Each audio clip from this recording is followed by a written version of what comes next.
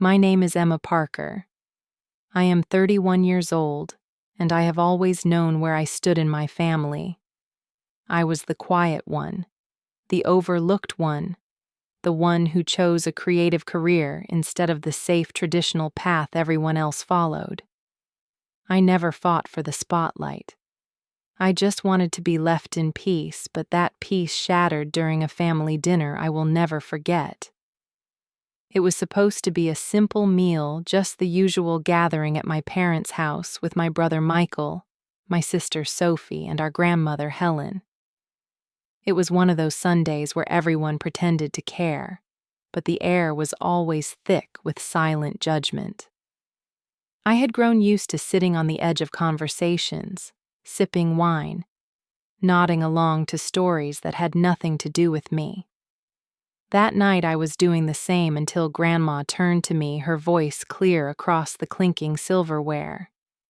"Is the $3,200 I send you every month enough?" Her words sliced through the room like a knife. I blinked, unsure if I heard her correctly. I could feel every eye on me. My parents froze. Michael's fork hovered in the air and Sophie's face drained of color. I stared at Grandma, confused. What money? The silence thickened. My mother's hand trembled as she set down her glass. My father looked away, suddenly fascinated by his napkin. Grandma's face softened. "You never told her, did you?"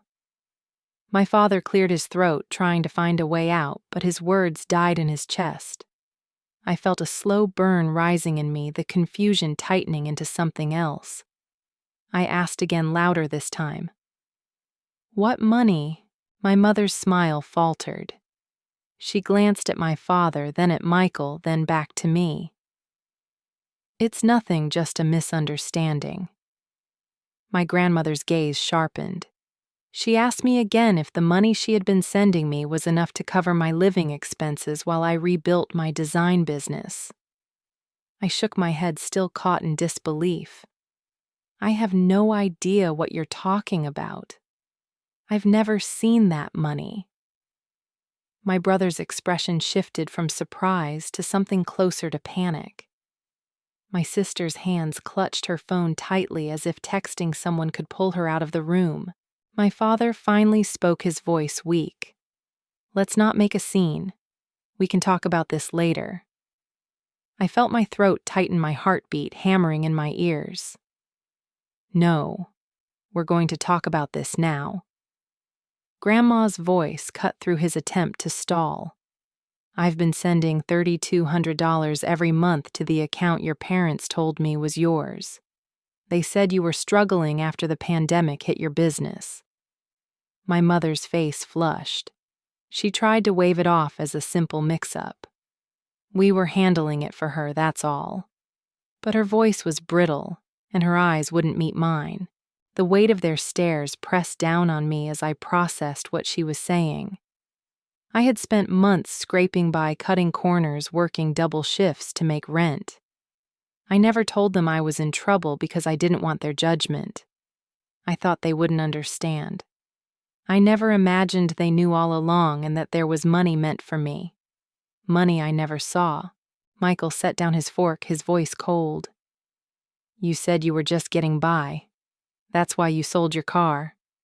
He turned to our parents, his jaw tight. "Where's the money?" My father's mouth opened, but no words came out. My mother tried to smile again, a desperate thing stretched too thin to hold. "We used some of it. We had expenses." Michael's eyes narrowed. "Some of it? How much?" My mother's hands trembled as she reached for her wine glass.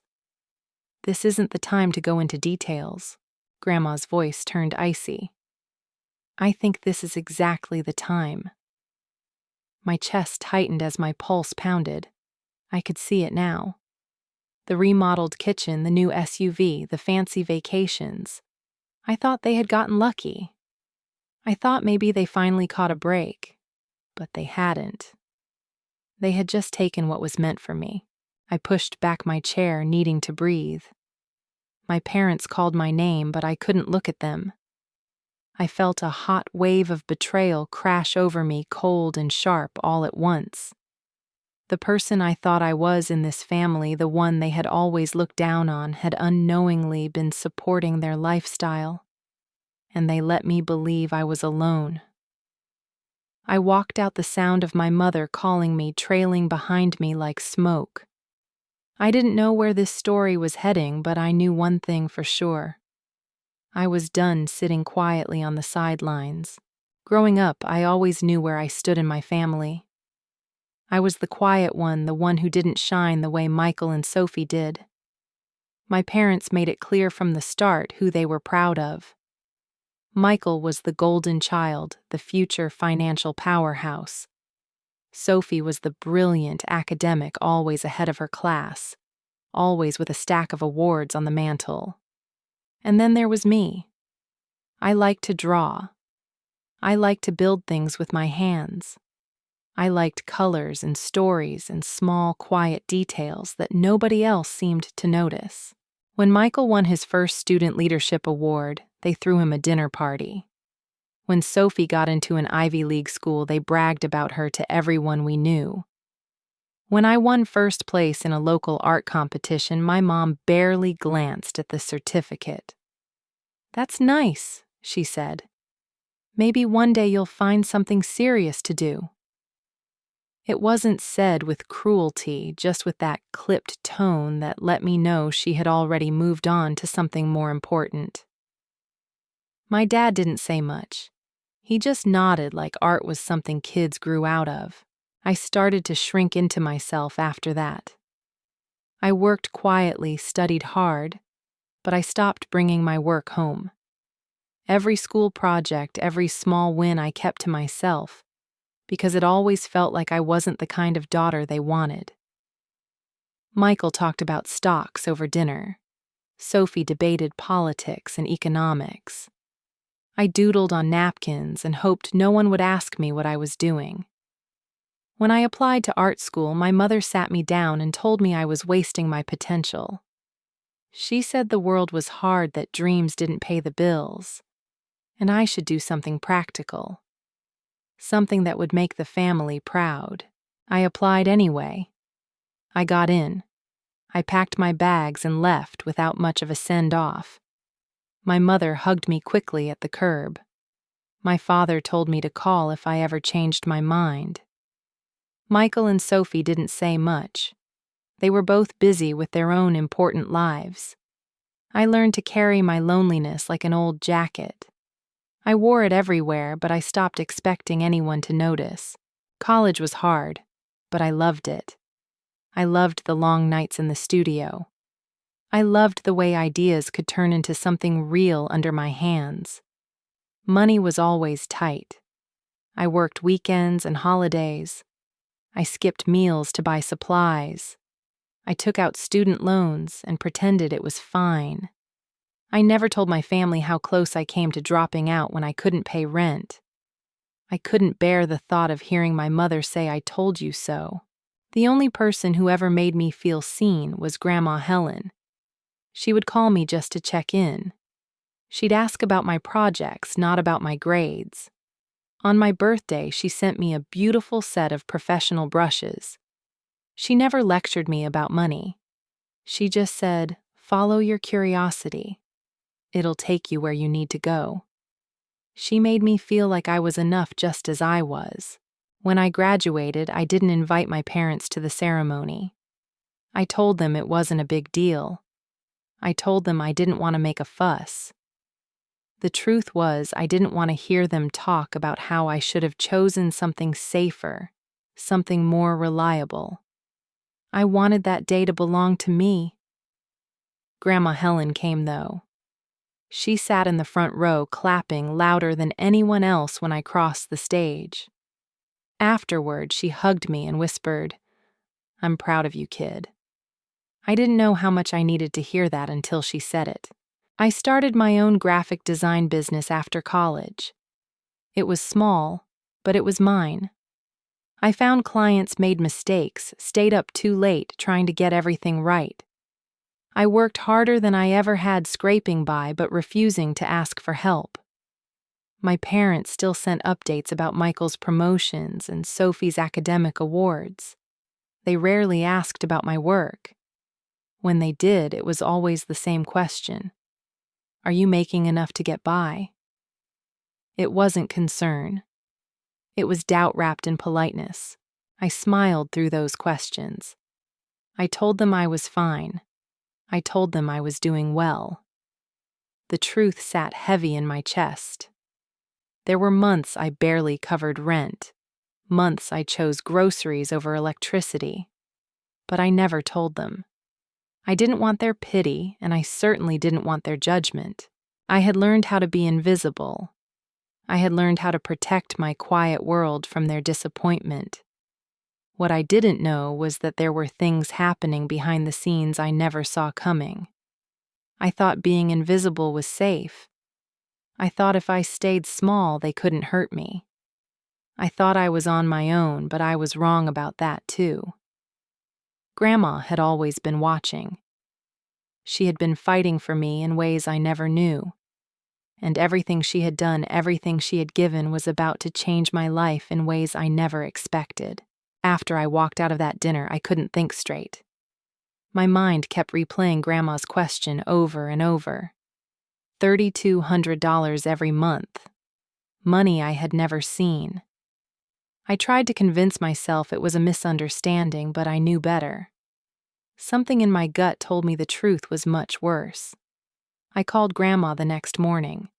My voice was shaking when I asked her what she meant by the money. She sounded surprised that I didn't know. She told me she had been sending the money directly to an account my parents had provided, believing it was my emergency fund. She said they came to her years ago worried that I was struggling after the pandemic. They told her I was too proud to ask for help, but I needed support. Grandma wanted to respect my independence, so she set up the monthly transfers quietly. She thought she was protecting me. I felt like the floor dropped out from under me. I sat in silence while she walked me through the timeline. It started almost 4 years ago. She thought she was helping me survive. I realized I had been scraping by while my parents had been collecting that money. The memories started crashing over me. The new SUV my dad started driving last year. The kitchen remodel my mom had bragged about. The luxury vacation they took while I was eating canned soup and wondering if I would make rent. I had always told myself they must have been saving for years. I never questioned it. I didn't want to. I wanted to believe they had finally caught a break. But now I couldn't stop questioning everything. I asked Grandma to send me the bank information. She didn't hesitate. When I saw the account number, it didn't match anything I had ever used. It was an account my parents controlled.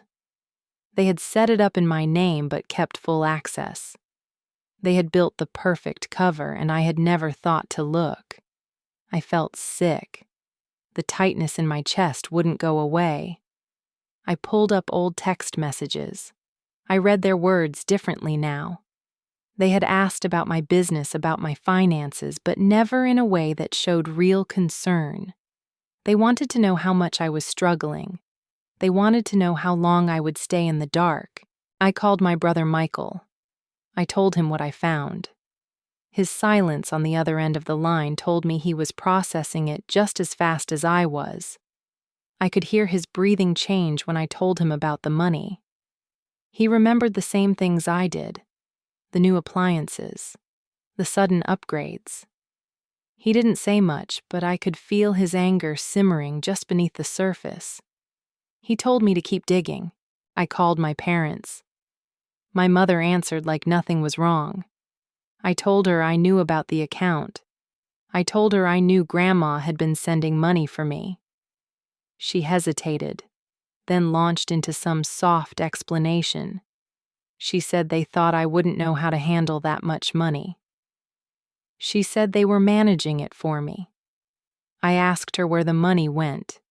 She deflected. She said it was complicated. She said they were family, And sometimes family shares resources without needing to talk about it. My hands shook as I held the phone. I asked her again. Where did the money go? She said they had expenses. I asked her if those expenses included the new SUV, the kitchen remodel, the trip to Italy. She didn't answer. My father took the phone. He told me not to blow this out of proportion. He said I had always been dramatic. I could barely hear his words over the pounding in my ears. I ended the call. I sat on my couch staring at nothing for a long time. It wasn't just the money. It was the fact that they watched me struggle. They let me believe I was alone. They let me eat ramen and juggle 2 jobs while they spent money that was meant to keep me afloat. They made me believe I wasn't worth their help. They made me think I wasn't worth asking. I thought about every moment I had spent doubting myself. Every time I told myself I needed to work harder. Every time I told myself I had to figure it out alone. All along, they had the power to make it easier. They chose not to. They chose to use me. I wasn't just angry. I was humiliated. I had believed in them. I had believed I was the problem. I had carried the weight of their silence for years.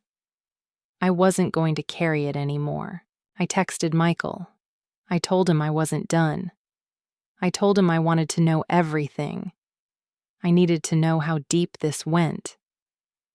His reply was short. So do I. I didn't know where this was going to end. But I knew where it was going to start. I was going to find out the whole truth no matter what. Grandma Helen didn't wait. The day after I told her what I found, she called me and said we needed to meet in person. She had already started pulling financial records. I met her at her house, and she handed me a thick folder of statements, transfers, and payment histories. I flipped through them in silence, each page adding weight to the pit in my stomach. The account my parents used to collect the money was in their names. They had set it up to look like it was mine, but it never was. Grandma had been sending money into that account for years. She sat across from me, her hands folded tightly in her lap. She told me she trusted them. She believed they were looking out for me. She never thought to double-check. The monthly transfers weren't the only problem. Grandma had paid off my student loans 3 years ago. She had used money from a trust she set up for me when I was born. The payments I had been making since then weren't going to a loan company. They were going to my parents. They had created a fake account, collected the payments, and let me believe I was still in debt. I felt the world tilt under me. I had worked extra jobs to make those payments. I had skipped meals to stay on schedule. I thought I was doing the right thing. I thought I was digging myself out of a hole. My parents had been taking my money and using it as if it was theirs. My hands trembled as I kept reading. It didn't stop with me. Michael had his own trust for a house down payment. Grandma sent the money, but Michael never saw it. Sophie had a fund for her graduate school tuition. That was gone too. They hadn't just taken from me. They had taken from all of us. Grandma's voice was quiet when she said she was sorry. She said she should have been more careful. I told her this wasn't her fault. I told her we needed to confront them. She nodded. She said she would be there. I called Michael and Sophie. I told them everything. Michael cursed under his breath. Sophie just cried. They agreed to come. We met again at my parents' house. Another family dinner, but this time the air was thick and sharp, like it could break at any second. My parents smiled when we walked in, but their eyes were tight, their bodies tense. They knew why we were there. They knew something was coming. I sat down across from them. Michael and Sophie flanked me. Grandma sat at the head of the table. Nobody touched the food. I didn't waste time. I asked my parents if they were ready to tell us the truth. My mother's smile faltered. My father's hands tightened around his water glass. I asked them about the account. I asked them where the money went. My mother stammered. She said they used some of it. They needed it. Life was expensive. I asked her if that included the new SUV, the kitchen remodel, the trip to Italy. She said those were investments in the family's comfort. She said I wouldn't understand. I asked about the student loans. My father said it was complicated. I told him I understood perfectly.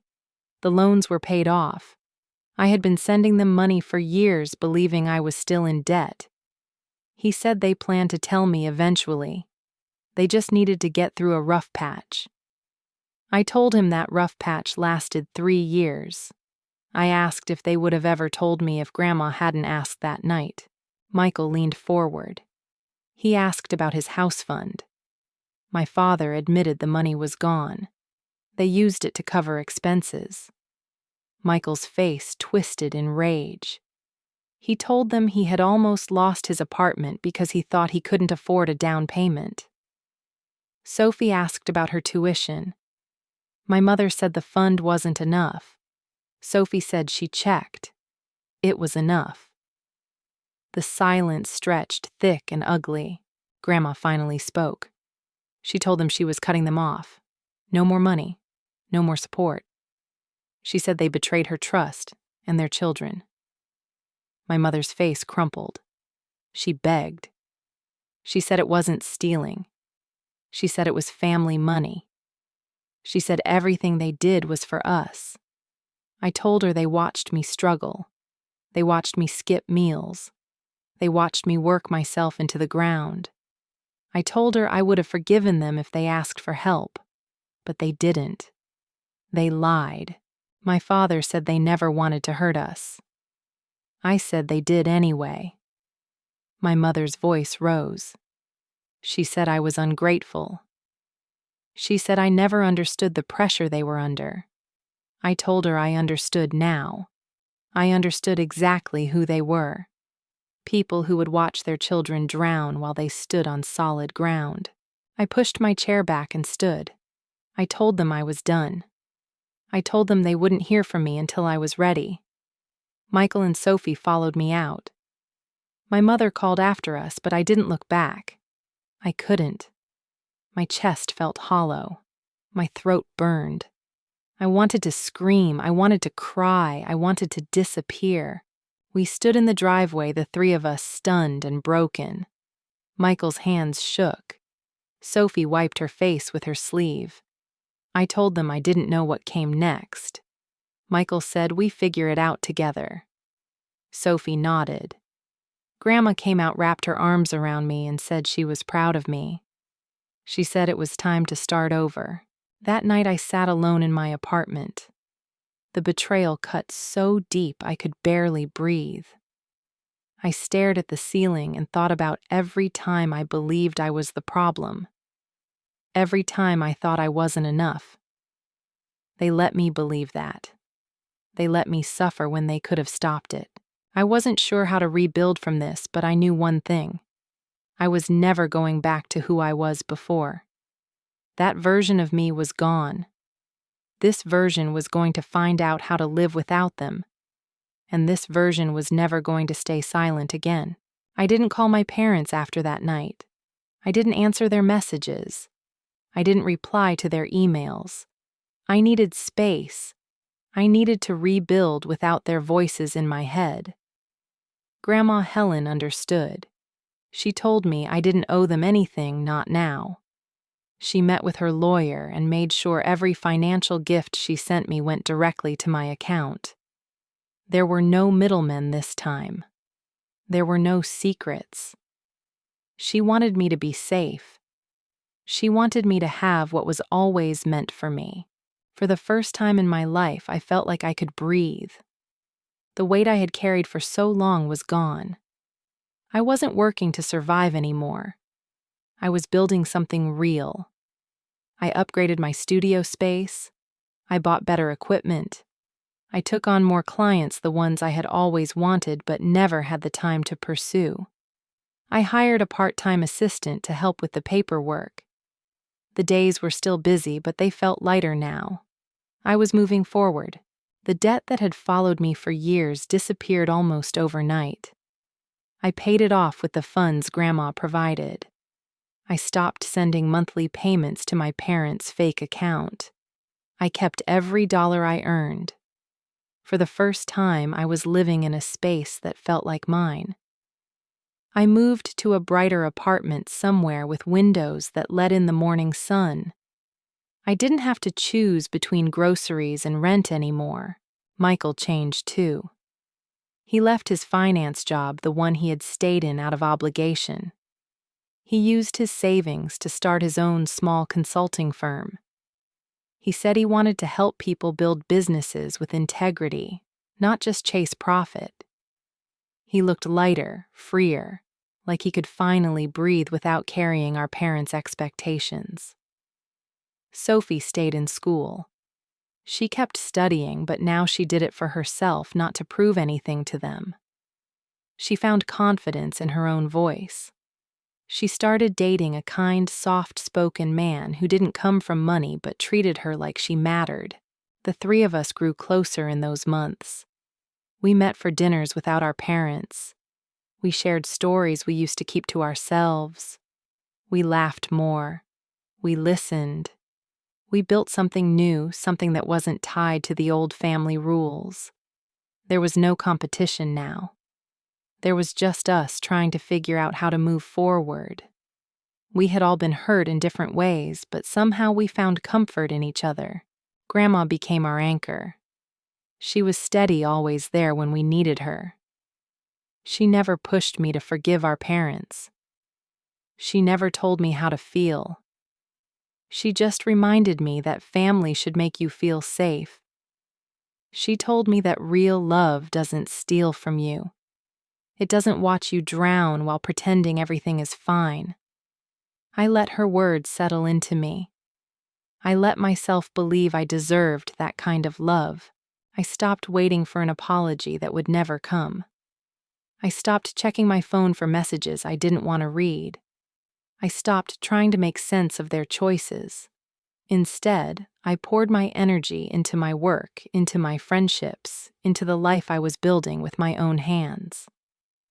Every day I made small decisions that moved me further away from the girl who had been left behind. Michael and I started collaborating on projects.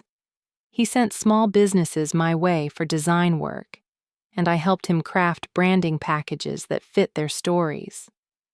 Sophie invited me to her school events, something she never did before.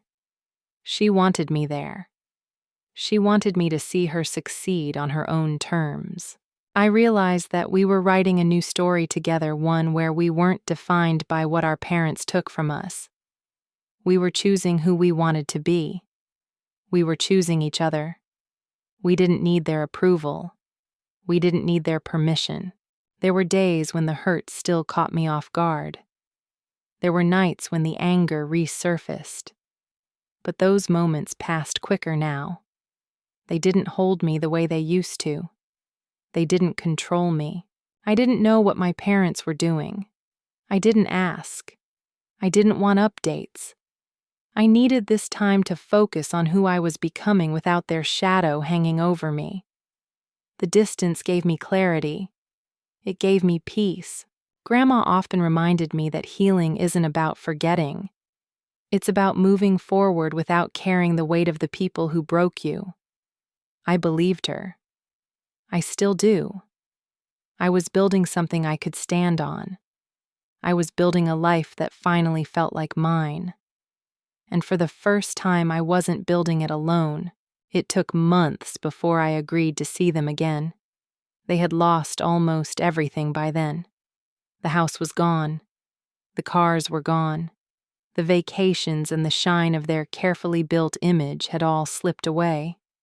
They were living in a small apartment on the edge of town, a place that didn't have room for pride. When I walked in, I hardly recognized them. My mother looked older, thinner, like the weight of what happened finally settled on her.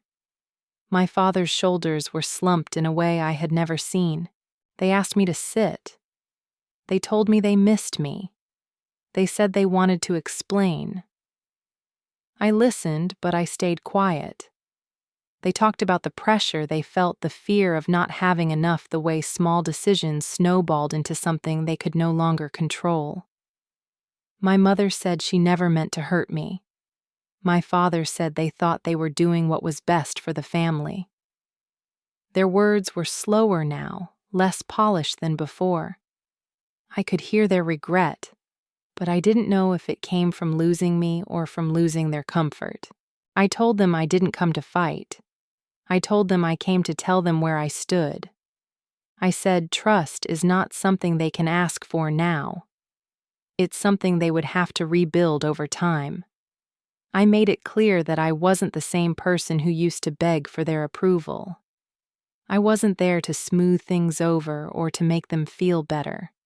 I wasn't angry the way I used to be. The anger had burned through me and left something colder, something clearer. I told them I was willing to keep a door open, but they would have to earn their way back through their actions, not their apologies. I said I didn't need grand gestures. I needed consistency. I needed honesty. They nodded, but I could tell they didn't fully understand yet. That would take time. I told them there would be boundaries. I told them I wouldn't pretend like nothing happened. I wouldn't cover up the past. Grandma Helen provided them with just enough support to keep them from losing their apartment. She paid 3 months of rent and made it clear that would be the end of her financial help. She told them they needed to stand on their own now. No more hidden transfers.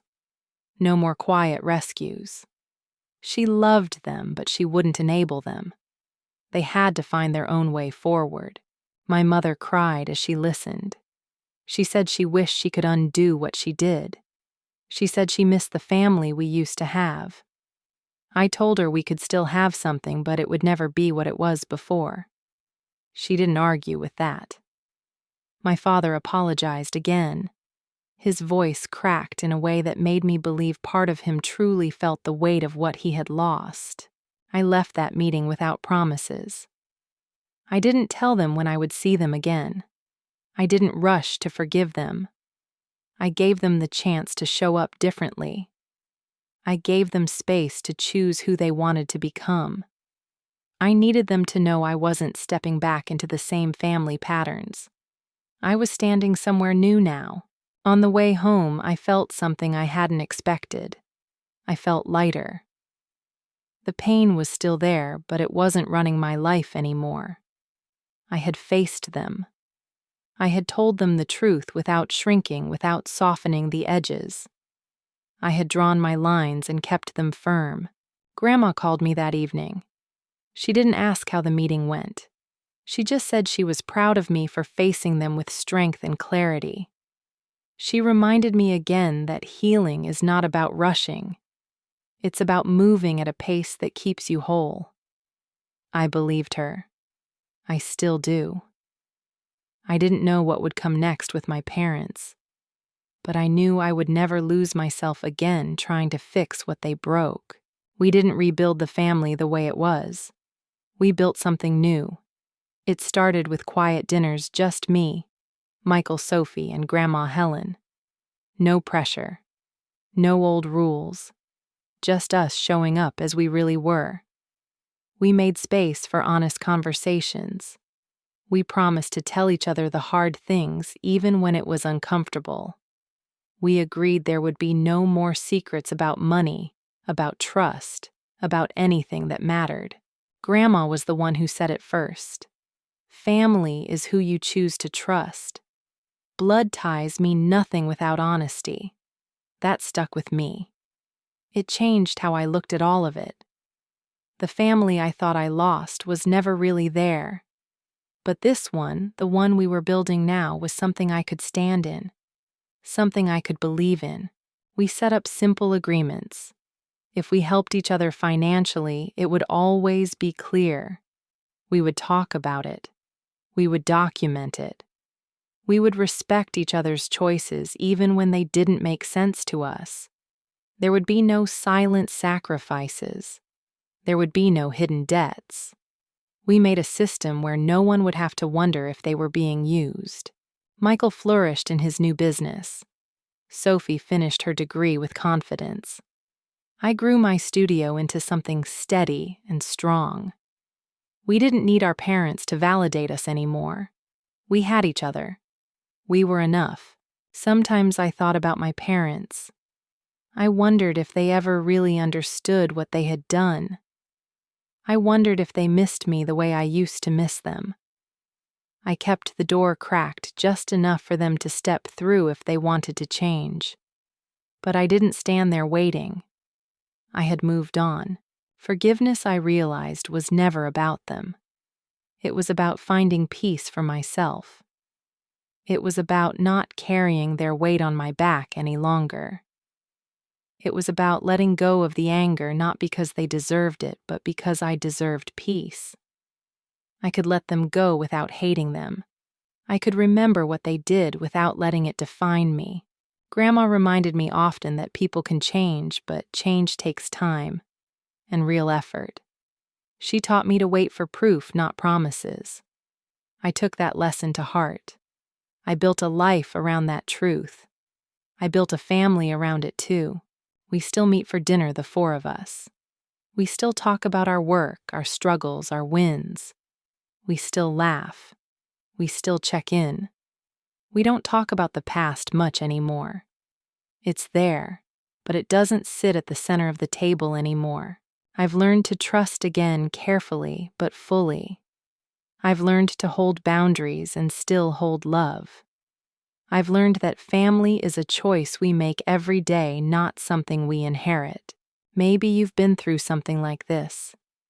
Maybe you've faced betrayal from the people you thought would never hurt you. Maybe you've had to choose who you want to trust and who you need to let go. If you have, I wonder what you would choose. Would you fight to rebuild, or would you walk away for good? I'm still figuring out my answer. Maybe you are too.